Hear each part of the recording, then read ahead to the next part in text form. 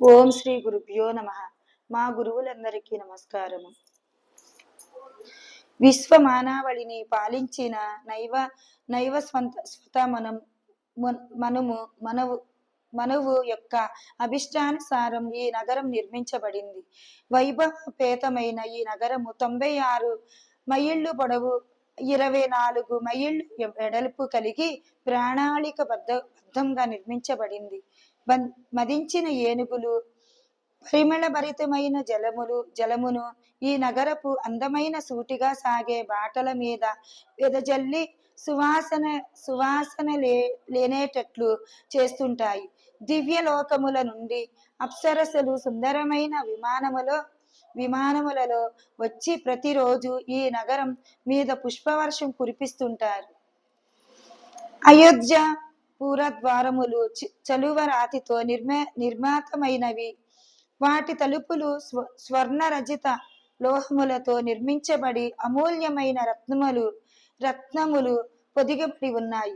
శత్రువులను త్రిప్పికొట్టడానికి పిరంగులతోనూ రాళ్లు విరజమ్మే యంత్రములతోనూ ఆ నగరమును సంరక్షిస్తూ కోటగోడలున్నాయి. బజారులు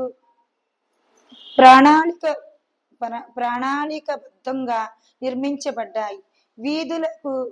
వీధులకు ఇరువైపులా 7 అంతస్తులు సౌధములు బారులు తీరుతున్నాయి.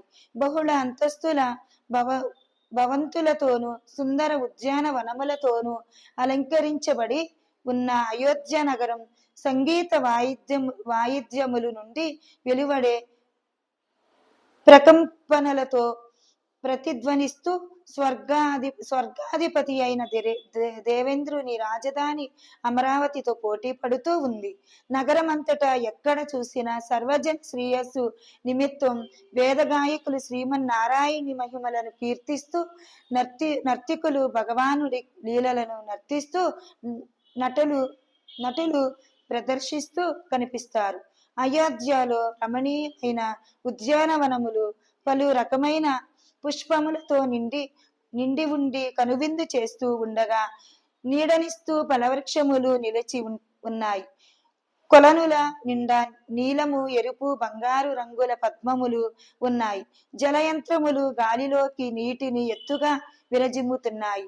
పిల్లగాలులు ఆ నీటి జల్లుల నుండి సుగంధమును మోసుకుపోతూ తమ స్పర్శతో పౌరులను సేద తీరుస్తూ తప్పింపజేసే గ్రీష్మ దినములను సైతం ఆహ్లాదకరమైన వసంతమును తలపిస్తాయి. కొంగల కలకములు, నెమళ్లు చేసే కింకార ధ్వనులు అంతటా వినిపిస్తుంటాయి. అయోధ్యలోని సెలయేర్లలోను పిల్ల కాలువలలోను ప్రవహించే నీరు చెరుకు రసంలా తీయగా ఉంటాయి.